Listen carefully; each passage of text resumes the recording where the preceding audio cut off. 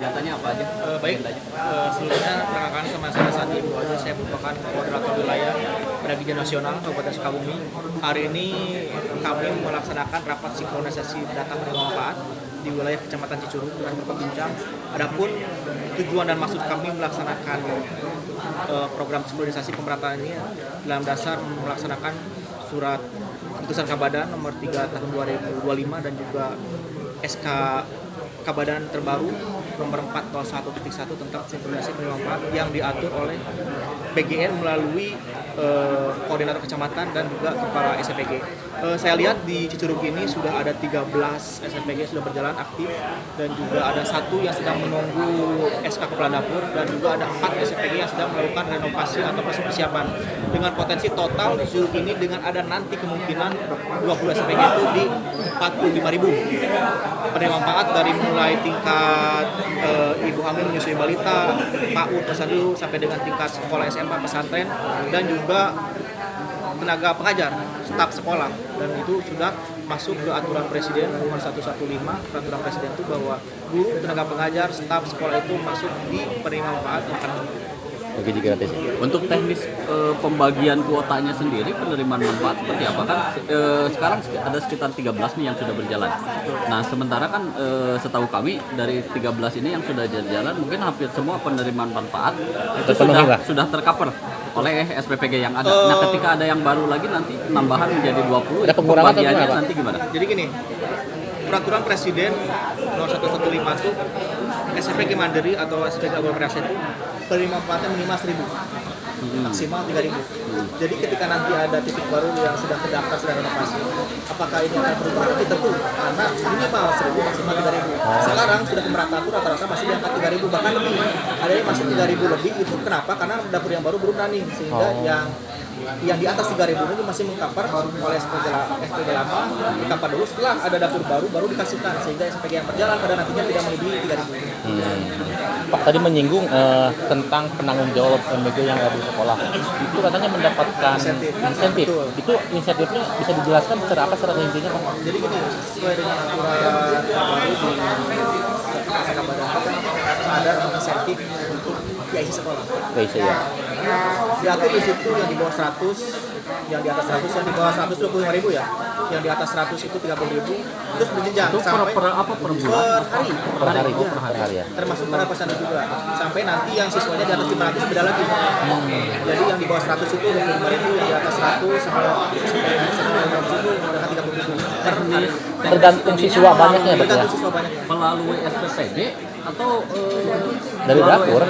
Jadi dari kita anggaran namanya SPG itu kan ada anggaran operasional. Operasional itu kita khusus dihitung ke sekolah mana langsung ditransferkan melalui virtual. Berarti melalui Betul. Apakah bentuk dikasihnya cash atau langsung ke sekolah itu teknis di SPG itu yang jelas sudah diatur insentifnya diberikan per hari operasional. Itu udah berjalan lama atau hanya misalkan baru launching nih? Yang dapur yang baru launching itu sudah mulai insentif berjalan, dihitung sejak operasional. Dari awal juga dari bentuk MBG udah berjalan berarti itu. Yang dulu mah insentif itu belum. Belum. Baru sudah ada aturannya yang sekarang. Jadi sekarang. Ya, yang sekarang yang sudah berjalan, yang akan berjalan, yang pertama insentifnya boleh mulai running sampai nanti 10 hari, 12 hari dalam satu periode dihitung. Dihitung ya. Karena kan kita aktifnya 6 hari. Oke. Ini sampai apa Pak? Kita dari Januari ini. Januari ya. Dan iya. Aturannya kita di Januari sudah berlaku. Pak, sekolah ada beberapa sekolah yang diputus oleh pihak mitra secara sepihak gara-gara dampak dari pemerataan itu.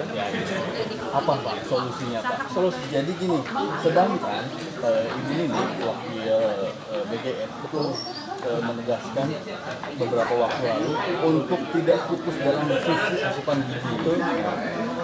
Ini yang terdampak ini bagaimana Pak solusinya? Terus mitra yang mengurus secara sepihak, apakah ada sanksi dari BGN tersebut?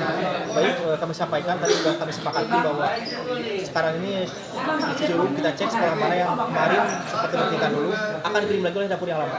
Karena kan kenapa? Karena kan butuh coba itu maksimal 3.000. Nah dari pihak mitra dan dari SPG merasa ketakutan ketika penggunaan anggaran lebih dari 2.000, tapi ada klausul dari pusat memang ketika belum ada dapur baru boleh masih bisa di atas 3.000, tapi nanti ketika ada dapur baru mitra itu masih memaksa di atas 3.000, sedangkan di dapur yang baru itu tidak kebagian, jelas pada sampah.